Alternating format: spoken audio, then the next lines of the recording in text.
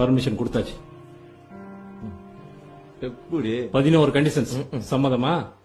உங்க முத கண்டிஷனை சொல்லுங்க. கூட்டம் கூட கூடாது, ஆ, கோஷம் போடக்கூடாது, பத்தி பேசக்கூடாது, அப்புறம் மைக் செட்டு கட்டவே கூடாது. அப்புறம் மேடையில ஒரு ஆளுக்கு மேல சார் போதும் சார். மீதி இருக்க 7 கண்டிஷன் எப்படி தீயா இருக்குன்னு நாங்க கண்டுபிடிச்சிட்டோம்.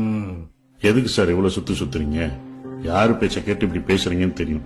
அதுக்கு ஸ்ட்ரைட்டா பெர்மிஷன் இல்லைன்னு சொல்ல வேண்டியதானே? அத நீங்க தான் புரிஞ்சுக்கணும். சட்டத்துல அப்படி ஸ்ட்ரைட்டா சொல்ல இடம் இல்ல. பர்மிஷன் கொடுத்தாச்சு. எப்படி 11 கண்டிஷன்ஸ். சம்மதமா?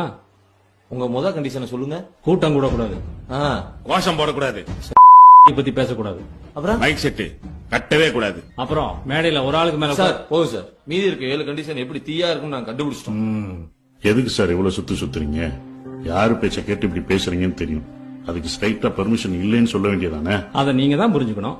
சட்டத்துல அப்படி ஸ்ட்ரைட்டா சொல்ல இடம் இல்ல. பர்மிஷன் கொடுத்தாச்சு.